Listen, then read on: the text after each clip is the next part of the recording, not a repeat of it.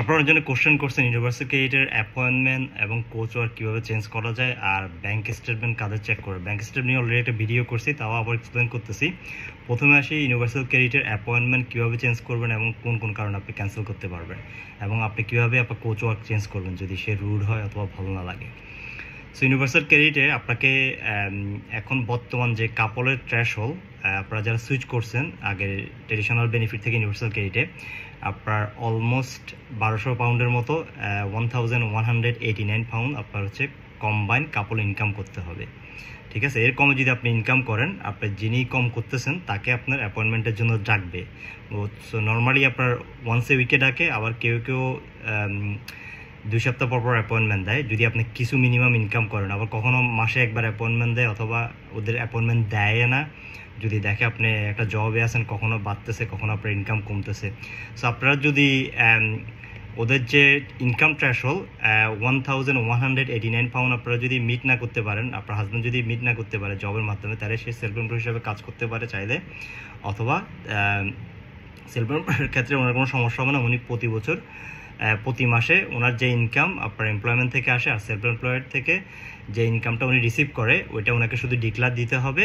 আর ওই self employed একটা জিনিস সুবিধা হচ্ছে, ওনার যে ট্রান্সপোর্টেশন খরচ, উনি যে ফুড কস্ট কাজ করার সময় হয়েছে, এগুলো সবগুলো উনি এখান থেকে মাইনাস করতে পারবে। ওরাই জিজ্ঞাসা করবে, ওরা ইউনিভার্সাল ক্রেডিট একটা ফর্ম দিবে, উইন্ডো একটা ওপেন করবে, ওই উইন্ডোতে আপনার প্রতি মাসে অটোমেটিকলি ওপেন হবে, বলবে আপনার খরচ, আপনার এক্সপেন্স, আপনার ইনকাম ইউনিভার্সাল ইয়ার থেকে সেলফ এমপ্লয় থেকে যত টাকা আসছে ওগুলো এখানে বসানোর জন্য। তো বসাইলে ওরা যোগ বিয়োগ করবে, করার পরে এরপর আপনাকে বাদ বাকি যেটা থাকে সেই টাকাটা দিবে। সো আপনি যদি 1200 পাউন্ড না মিলাইতে পারেন দুইজনে মিলে, তখন আপনারা চাইলে সেলফ এমপ্লয় হিসেবে কাজ করতে পারেন। সেলফ এমপ্লয় হিসেবে কাজ করলে তখন আপনাদের যখন এই থ্রেশহোল্ডটা মিলবে তখন আপনাদেরকে আর অ্যাপয়েন্টমেন্ট দিবে না। সো নর্মালি আপনি অ্যাপয়েন্টমেন্ট ক্যান্সেল করতে পারবেন যদি আপনার গুড রিজন থাকে, হেলথের কোনো ইস্যু থাকে, অথবা আপনার বাচ্চাকে স্কুল থেকে আনতে হয়, কেউ নাই, তখন আপনি ওদেরকে রিশিডিউল করতে বলতে পারবেন যে আমার অ্যাপয়েন্টমেন্টে রিশিডিউল করো, অথবা আমি শরীর ভালো না, আপনি জার্নালের মাধ্যমে ওদেরকে জানাইতে হবে। আর কোচ ওয়ার্কের উপরেও প্রেশার থাকে, যারা ইউনিভার্সিটি গ্রেডে জব করে তাদেরকেও প্রেশার থাকে যে তাদেরকে ওই লোকগুলোকে জবের জন্য প্রেশার দেওয়ার জন্য বা ঢুকানোর জন্য একটা ওদের মধ্যে একটা কাজ করে। আর সেকেন্ড হচ্ছে, আপনি যদি কোচ ওয়ার্ক চেঞ্জ করতে চান তাহলে আপনার জার্নালে বলতে হবে যে আমি আমার কোচ ওয়ার্ক চেঞ্জ করতে চাইতেছি। আপনি জার্নালের মাধ্যমে অথবা ইউনিভার্সিটি ফোন দিলে ওরা কোচ ওয়ার্ক আপনাকে চেঞ্জ করে দিবে। যদি আপনার ওখানে থাকে আরেকজন কোচ ওয়ার্কের মধ্যে যদি ভ্যাকেন্সি থাকে বা সুযোগ থাকে আরেকজন লোক অ্যাড করার, তখন আপনাকে ওই কোচ ওয়ার্ক চেঞ্জ করে দিবে। আর আপনি প্রতি একটা পিরিয়ডের ভিতরে আপনি ম্যাক্সিমাম 3টে অ্যাপয়েন্টমেন্ট ক্যান্সেল করতে পারবেন উইথ গুড রিজন। আর যদি আপনার গুড রিজন বলতে শুধু এরকম না যে আপনি সিক হইতে হবে তা না, আপনি যদি বাচ্চা টাচ্চা নিয়ে কোনো সমস্যা হয়, বাচ্চাও সিক থাকে, অথবা বাচ্চা আনতে হয়, বাচ্চাকে লুক আফটার করতে হয়, এগুলো সবগুলো আপনি কারণ দিতে পারবেন। আর যদি আপনি জব না পান, তখন ওরা জানতে চায় আপনি কি করতেছেন জবের অপরিবর্তে। এখন আপনি যদি মনে করেন আপনি কোনো স্টাডি করেন, যেটা অনেক আমাদের কমিউনিটিতে অনেকজনে করে, পড়াশোনা শুরু করছে অনেকজনে দেখবেন, ও আপনারা সেটা করতে পারেন চাইলে, পড়াশোনা অথবা কোনো একটা স্টাডিতে ভর্তি হতে পারেন ফুল টাইমে।